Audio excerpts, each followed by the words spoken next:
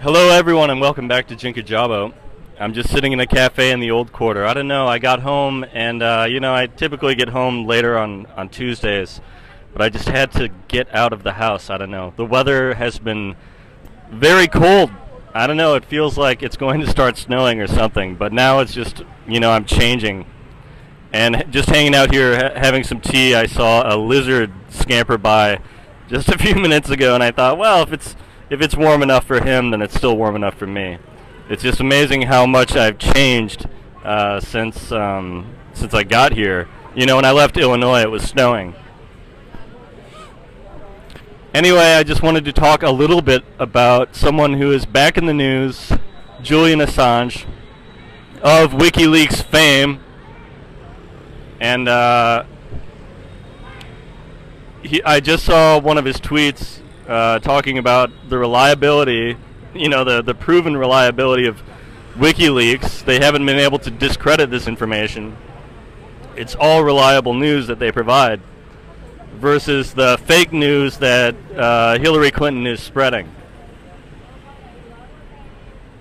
She's still going after him. She's still claiming that he's having connections with Russia. They're still pushing this Russia bullshit on us, and it's just amazing to keep watching.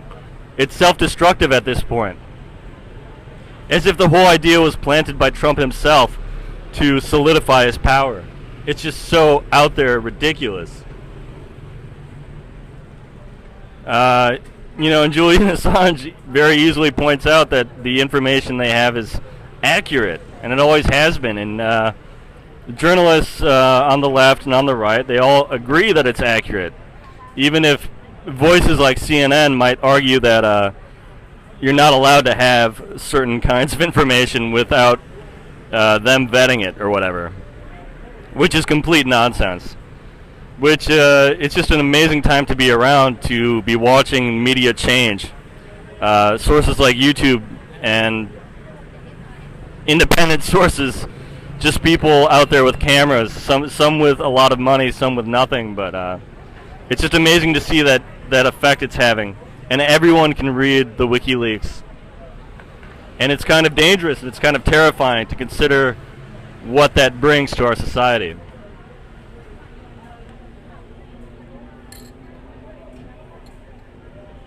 I wanted to talk briefly about the Las Vegas shooting.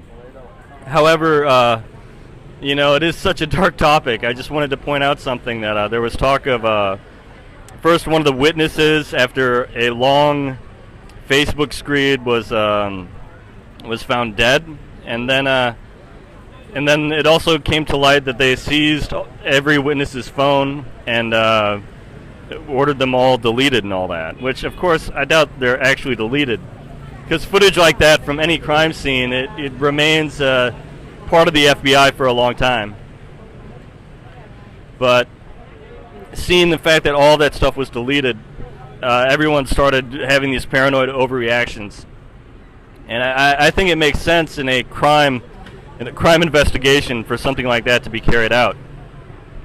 It just makes me ponder how in my lifetime, watching technology change to where everyone is able to videotape everything all the time.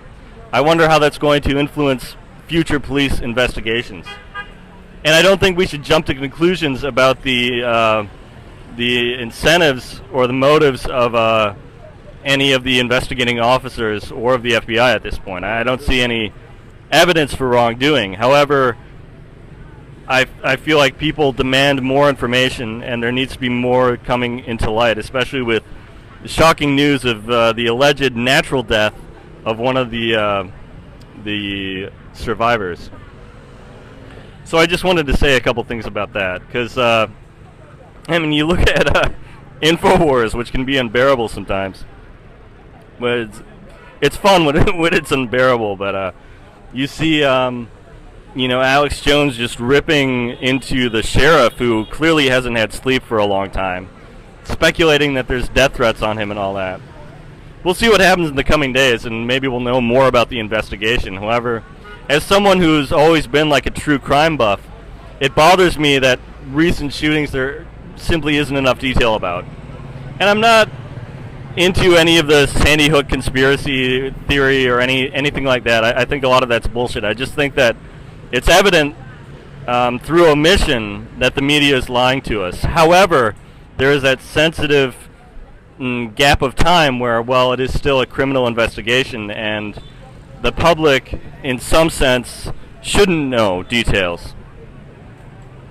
But that's a very hard line to draw, and I don't think, going back to Julian Assange, I don't think that's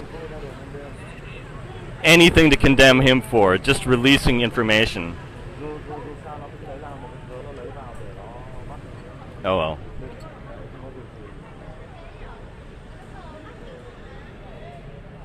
But it was glorious to see Julian Assange take down Hillary on Twitter. And, you know, even since reviewing her book, we've seen more and more decay. We've seen her just, I don't know, she's kind of lost it. And I used to work with the elderly, you know, and I can see, you can kind of tell sometimes when there's, well, I shouldn't say that. I mean, that's ageist, very ageist of Jinka Jabo, but I should say that even in ordinary people, you can see like stress just kind of short circuits them, and that can take years and years to recover from. And you know, some people carry it with them their whole lives. But part of that is, I think it's especially for ambitious people or people who believe that they have great talent or great promise or great expectations, right? I think that the stress is much worse if you're dealing with that and you come to the conclusion that, well, I simply can't accept reality, and I'm going to start placing blame everywhere but myself, without the implicit understanding that you're creating all these situations in your head. It's quite sad, but I mean, it's been an interesting case study for me to investigate Hillary Clinton. Anyway, I've said pretty much all that I want to. It's just a beautiful night. It feels like real autumn weather. It even makes me a little bit homesick. But as you can hear, there's all the noise and commotion that I'm just, you know, deeply accustomed to. And, you know, man, I just really love it out here.